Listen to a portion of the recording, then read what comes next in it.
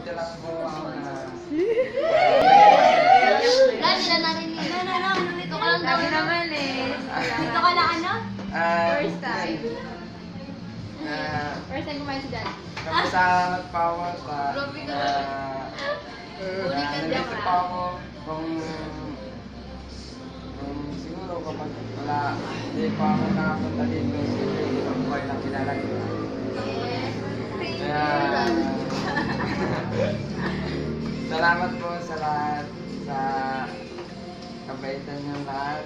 Pagmamahal niyo po sa Ay, akin. mabait din ako. Wait kami ah. Back to na. Yan lang po. Yes! Ate Marie naman! Miss naman ni Ate Denise. Miss Ate Denise. Ay, ikaw naman. Iyak na ba ako? Miss yung puti para sa kanya. Sige, happy birthday. 5, 6, 7, 8. CJ, picture na. CJ. Na ako eh. Morning, Ate Marie Chicken. Good morning po, Ate Ale.